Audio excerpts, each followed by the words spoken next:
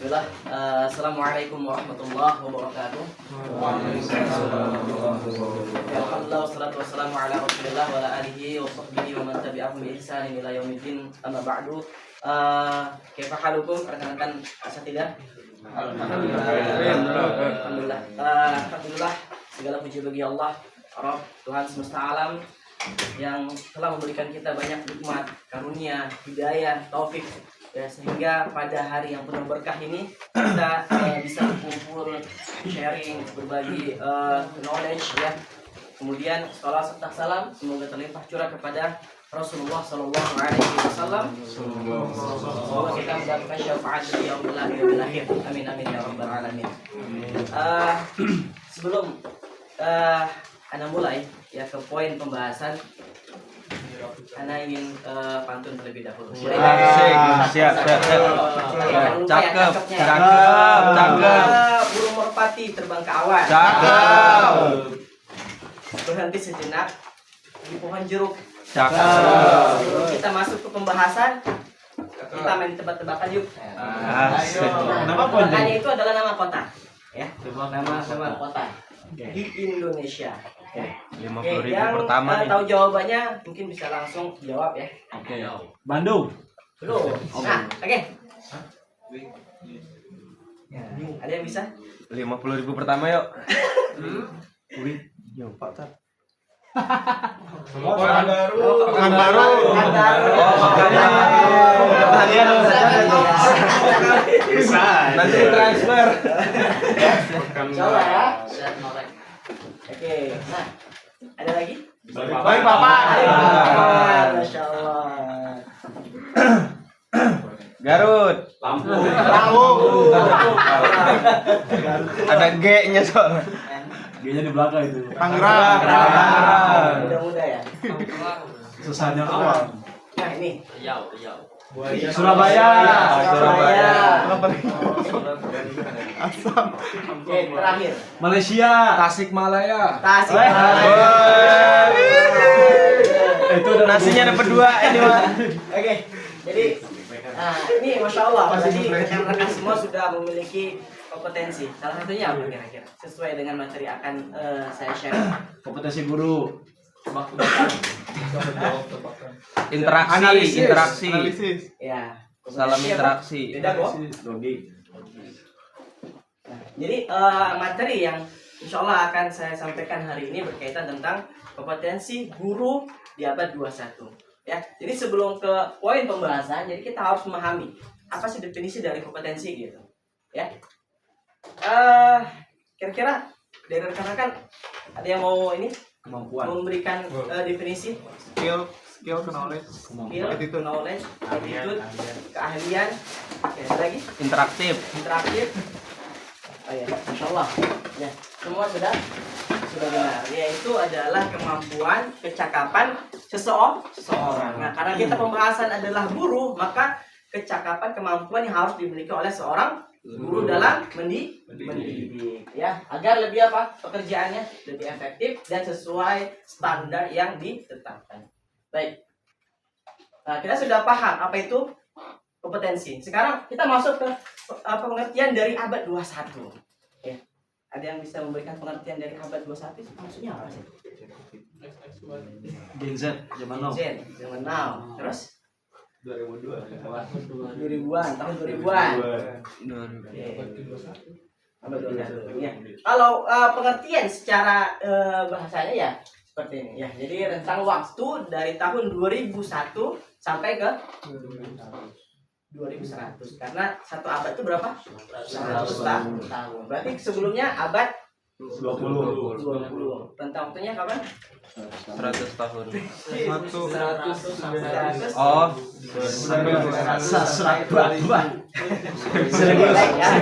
kita fokus ke 21 saja karena kita sudah masuk ke abad 21. Jadi ketika berbicara terkait abad 21 ini bukan hanya dalam konteks rentang waktu saja, namun semua hal ya, mencakup semua hal, baik itu pendidikan ya, kemudian teknologi dan sebagainya ya. Oke. Jadi alhamdulillah kita sudah paham ya terkait pengertian dari kompetensi, kemudian abad 21. Sekarang kita akan masuk ke poin pembahasannya ya, yaitu terkait apa sih kompetensi harus dimiliki. Nah, sebelumnya saya sudah searching ya, ternyata banyak ya kompetensi yang harus dimiliki oleh seorang guru ya. Karena yang kita hadapi itu adalah seseorang yang punya ego, benar nggak? Ya, karena kita memberikan arahan ini, mereka kan membantah, nggak mau, cuek gitu. Ya, beda halnya dengan profesi yang lainnya. Contoh tukang kayu, kita mau buat sofa, ya jadi sofa gitu. Karena yang pengrajinnya bisa mampu gitu, ya kan? Kemudian yang kita buat itu nggak ada egonya, jadi gitu. Nah, sekarang siswa kita nasihati ini, alhamdulillah hari ini bisa gitu, tapi besoknya ya mulai lagi seperti itu. Jadi guru itu nggak enak nggak kira-kira? Enak. Masya Allah, Jadi wali ya. kelas Iya. enak. Jadi tantangan seorang guru itu luar biasa, capek gitu. Ya, bagaimana menghadapi berbagai macam karakter di satu kelas yang terkadang membuat kita emosi gitu ya. Jadi kita butuh yang namanya kompetensi. Ya, kira-kira apa saja kompetensinya? Yang pertama adalah pedagogik ya. Ya, kemudian kompetensi profesional, kompetensi sosial, dan kompetensi kepribadian. Nah, ini semua tertera di dalam Undang-Undang Nomor 14 Tahun 2005. Oke. Pembahasan yang pertama terkait kompetensi pedagogik. Nah, baik rekan-rekan semuanya, ada pertanyaan sebelum kita masuk? Lanjut ya. Oke, kompetensi pedagogik. Nah, ada pertanyaan juga ini sebelum masuk sini. Apa sih perbedaan antara pedagogi dengan pedagogi? Pedagogi dan pedagogik ada kanya. Bedanya hanya kak. Gak ada kaknya. Nggak ada kanya, nggak ada huruf kanya gitu. Yang lain. Pedagogi dan pedagogi. Pedagogi ilmu. Kalau pedagogik Orangnya. Ada cocok nih jadi guru nih. tampilannya, teknisnya. Jadi kalau pedagogik itu adalah ilmu bagaimana cara kita mendidik, ya. Jadi seorang belajar pedagogi berarti dia belajar cara untuk mendidik seperti itu. Adapun pedagogik itu adalah keterampilan teknisnya gitu, cara mengajarnya, ya. Jadi ini adalah satu istilah yang berbeda. Jadi kompetensi pedagogi itu adalah kemampuan guru, ya, karena kita berbicara tentang guru, mengolah proses pembelajaran siswa secara efektif, kreatif, dan mendidik, ya. Kemudian kompetensi ini mencakup bagaimana guru memahami karakteristik peserta didik, merancang pembelajaran, melaksanakan kegiatan belajar, serta mengevaluasi hasil belajar. Jadi seorang guru itu harus mampu memahami bagaimana karakter setiap peserta didik. Di kelasnya ada 20 siswa, harus paham bagaimana karakternya. Ya, karakter peserta didik. Karena setiap peserta didik itu beda-beda. Gaya belajarnya juga beda. Ada yang psikomotorik, ada yang kinestetik, audio, visual seperti itu ya. Ada yang hanya belajarnya dengar saja mampu, alhamdulillah bisa, melihat bisa, ada yang sering gerak-gerak ya kan. Ya, banyaklah contoh di IDN ini gitu ya. Kita harus bisa apa? Bisa setelah kita mampu memahami karakter tersebut, baru kita rancang bagaimana cara pembelajaran yang efektif ya.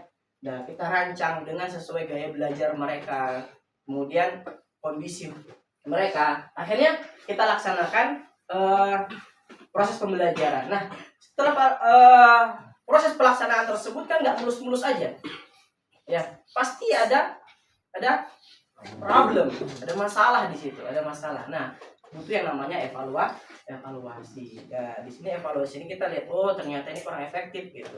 Nah, oh ternyata kita salah, anak ini ternyata kinestetik gitu, ya. Oh anak ini visual gitu, ya. Oke. Nah, ini sesuai juga, ya, sesuai apa yang telah Rasulullah lakukan dulu, ya. Kisah ya terkait ini semua sebenarnya kompetensi ini sudah terdapat di teladan kita, yaitu Rasulullah SAW. Silakan untuk baca sejarahnya, ya. Kisahnya apa? Pedagogi. Nah, di sini kisah tersebut terdapat di dalam riwayat Bukhari. Ya, ketika Rasulullah melihat seorang anak kecil namanya Abu Umair. Ya Abu Umair, mada fa'ala Nugair. Jadi ketika anak kecil tersebut yang bernama Abu Umair ya menangis karena nama burungnya itu Nugair, ya. Nah, di sini ya sikap yang ditunjukkan kepada Rasulullah, ya. Kompetensi yang pedagogi yang ditunjukkan oleh Rasulullah apa? Rasa apa? Ya. Beliau ya mampu apa? Memahami kondisi peserta didik. Walaupun itu anak kecil gitu. Ya. Oke, bertanya, apa yang dilakukan gitu. Padahal udah tahu Rasulullah. Gurunya telah mati gitu. Tapi Rasulullah bertanya lagi gitu ya, bertanya lagi. Ya, oke. Next. Kemudian kompetensi yang kedua itu adalah profesional ya. Yaitu kemampuan atau salah satu kompetensi inti. Nah, ini adalah dari 4 tadi insyaallah akan kita bahas itu profesional ini paling inti. Ya, paling inti. Ya, kenapa paling inti insyaallah akan saya jelaskan nanti. Yaitu kemampuan dalam menguasai materi pelajaran secara mendalam dan menyampaikannya dengan tepat kepada peserta didik. Nah, kenapa Anda bilang ini adalah kompetensi yang paling inti gitu? Ya, karena gini, seorang pendidik itu harus mampu menguasai materi gitu. Karena kalau kita tidak memiliki atau tidak mampu menguasai materi, bagaimana kita akan menyampaikan ke peserta didik gitu.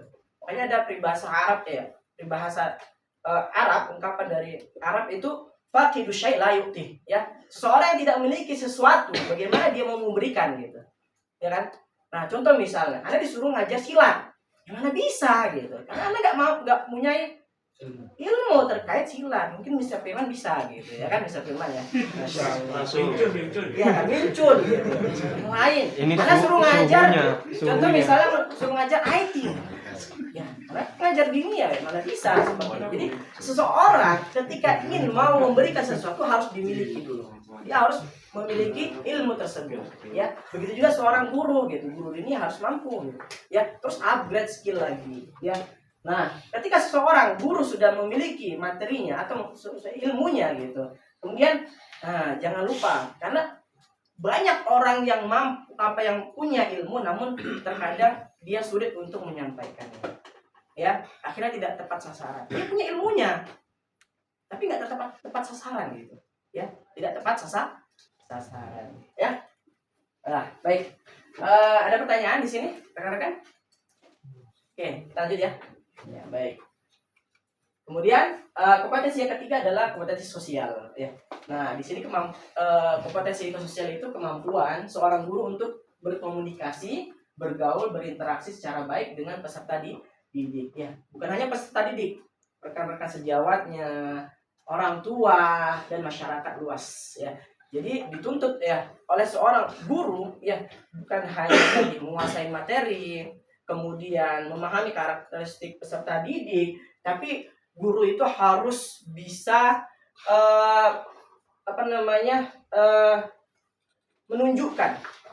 menunjukkan komunikasi yang baik ya. Dia harus bisa membedakan ketika dia berkomunikasi, bergaul tidak sama dengan bergaulnya dengan peserta didik, tidak sama dengan bergaulnya dengan rekan-rekannya, tidak sama dengan bergaul dengan atasan. Ya, kita harus membedakan karena ketika kita salah bergaul, contoh misalnya dengan peserta didik, maka itu akan menurunkan wibawa kita sebagai seorang guru dan mereka tidak akan respect lagi dengan kita. Ya, mereka tidak mau bahkan mendengar gurunya seperti ini gitu. Ngomongnya seperti ini gitu. Ya kan? Nah, ini yang mungkin yang sudah dinormalisasi sama orang-orang luar gitu terkait kata yang ANJAY, ANJIR seperti itu, ya kan? Nah, ini kan sebagai seorang guru harus memberikan teladan yang baik gitu, ya.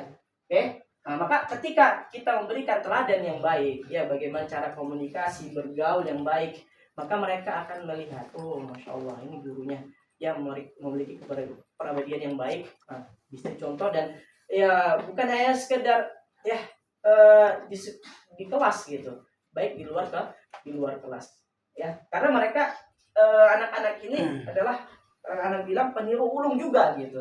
Mereka akan ketika mau melanggar itu mereka akan cari kesalahan dari gurunya juga gitu. Gurunya aja gini, gurunya gini gitu ya. Maka kita harus berhati-hati ya dalam bersikap baik, bergaul, berkomunikasi, berinteraksi dengan mereka. Ya.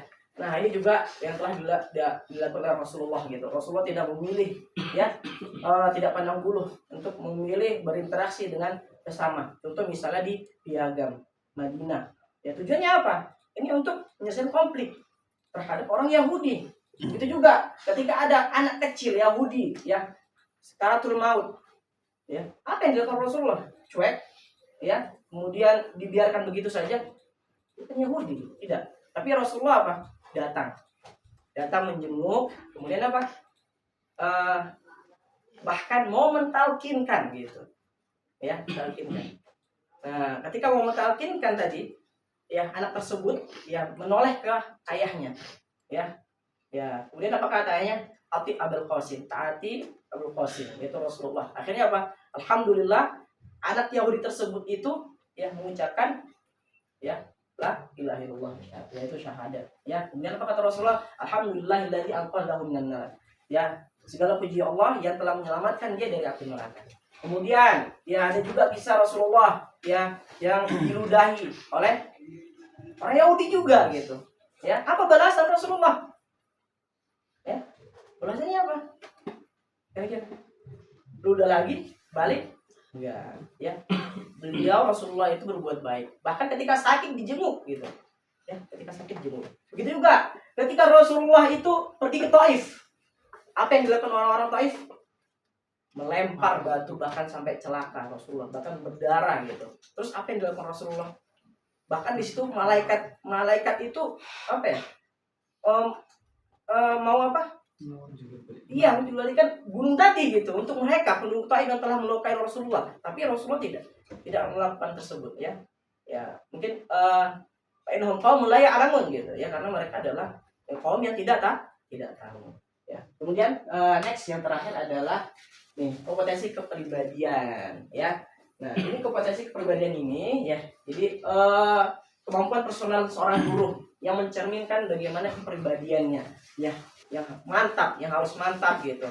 Kemudian stabil, dewasa, arif, wibawa, serta menjadi teladan moral dan berakhlak mulia bagi peserta didik. Dan ini juga sudah diterapkan oleh Rasulullah Shallallahu Alaihi Wasallam menjadi seorang suri teladan yang baik. Ya, innama bu'itsu liutammima makarimal akhlak. Sesungguhnya aku diutus untuk menyempurnakan akhlak. Jadi seorang pendidik itu harus memiliki kepribadian yang baik, harus memiliki akhlak yang baik, akhlak yang mulia gitu. Karena guru itu digugu dan ditiru, ya kan? Oke, jadi nah juga ini tidak asing bagi kita, yaitu tokoh pendidikan nasional Ki Hajar Dewantara, ya. Ingat Sasung Talada, yaitu di depan kita memberikan contoh, memberikan teladan. Kemudian Imma dia bangun Karsa, di tengah kita memberikan semangat. Ya, ketika kita bersama dengan anak-anak melihat bagaimana kondisi, ada yang bad mood dan lain sebagainya, ya masih ada homesick. Nah, kita berikan semangat kepada mereka. Kemudian tuturi hada dan di belakang kita memberikan daya kekuatan, kita support mereka seperti itu. Mungkin cukup sekian sharing Ana. Ya, mohon maaf jika ada kesalahan. Ya, terima kasih. Barakallahu fikum. Assalamualaikum warahmatullahi wabarakatuh. Waalaikumsalam.